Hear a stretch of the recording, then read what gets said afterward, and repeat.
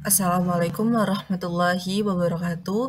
Perkenalkan, nama saya Putri Salsabila, mahasiswa Universitas Negeri Padang, Prodi Akuntansi dengan NIM 210430052 tahun masuk 2021. Video ini saya buat untuk memenuhi tugas keempat dari mata kuliah Hukum Bisnis dan Regulasi. Untuk saat ini kita akan membahas tentang organisasi bisnis. Yang pertama yaitu ada pengertian usaha, pengusaha, dan perusahaan. Usaha adalah setiap tindakan, perbuatan, atau kegiatan apapun dalam bidang perekonomian yang dilakukan oleh setiap pengusaha untuk tujuan memperoleh keuntungan atau laba, seperti yang terdapat dalam Undang-Undang Nomor 3 Tahun 1982 pada pasal 1 huruf D. Lalu pengusaha adalah setiap orang atau persekutuan atau badan hukum yang menjalankan suatu jenis perusahaan sesuai dengan pada undang-undang yang sama pada pasal 1 huruf E. Lalu perusahaan adalah setiap bentuk usaha yang menjalankan setiap jenis usaha yang bersifat tetap dan terus-menerus yang didirikan, bekerja, serta berkedudukan dalam wilayah negara Republik Indonesia. Masih dalam undang-undang yang sama, pasal yang sama yaitu huruf B. Untuk unsur-unsur perusahaan, yang pertama yaitu ada badan usaha, yang kedua kegiatan dalam bidang ekonomi, yang ketiga terus-menerus, yang keempat terang-terangan, yang kelima keuntungan atau laba, yang keenam adalah pembukuan. Lalu macam-macam perusahaan. Perusahaan ada dua, yaitu yang pertama perusahaan swasta, yang merupakan perusahaan yang modal seluruhnya dimiliki oleh swasta dan tidak ada campur tangan pemerintah sedikit pun. Di sini saya mengambil yaitu perusahaan Indofood. Lalu perusahaan negara merupakan perusahaan yang seluruh atau sebagian modalnya milik negara Indonesia. Di sini saya mengambil contoh perusahaan Pertamina.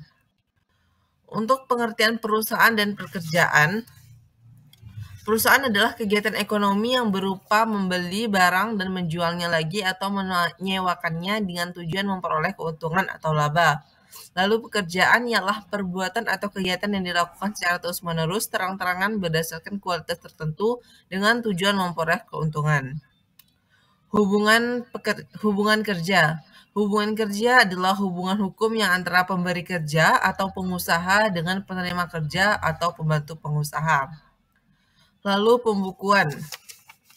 Untuk pembukuan di sini memiliki dua fungsi, yaitu yang pertama agar dapat diketahui harta kekayaan atau aset perusahaan setiap saat, yang kedua sebagai alat bukti. Untuk sifat pembukuan yaitu rahasia, tetapi ada beberapa orang atau beberapa oknum yang boleh mengetahui pembukuan suatu perusahaan, seperti oleh hakim jika ada suatu masalah, dan yang kedua untuk pada pemberitaan seperti ahli waris pengusaha, sekutu, pekerja yang berkepentingan terhadap perusahaan tersebut, dan juga orang yang berwenangan mengangkat pengurus pada perusahaan tersebut.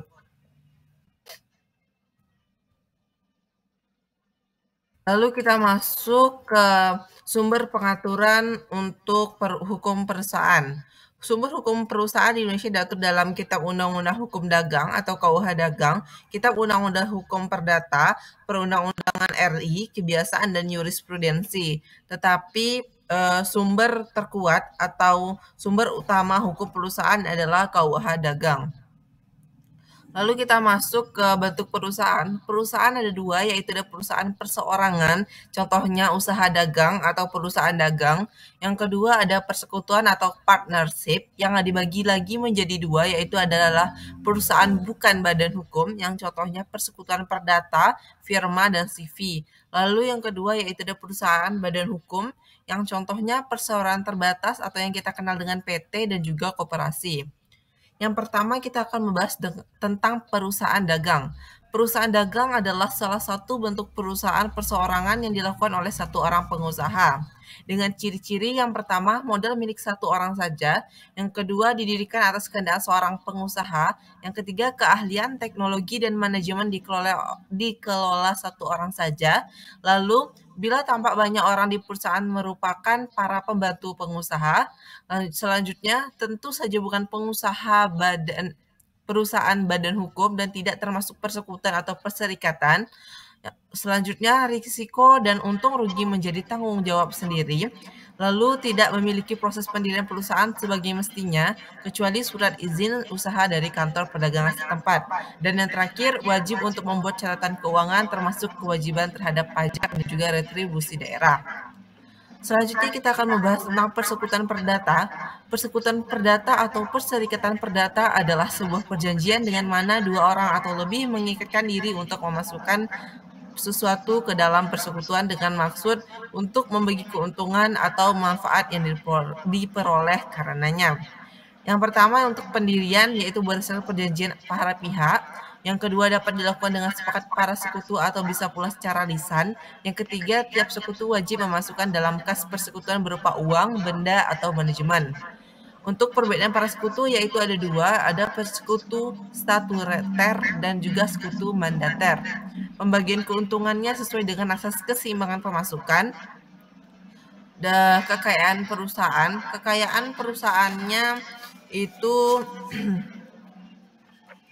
terdapat pertama yaitu pemasukan atau inburg dari masing-masing sekutu itu, yang kedua penagihan-penagihan ke dalam, yang ketiga penggantian kerugian kepada persekutuan dari sekutu-sekutu, yang keempat penagihan-penagihan keluar kepada pihak ketiga.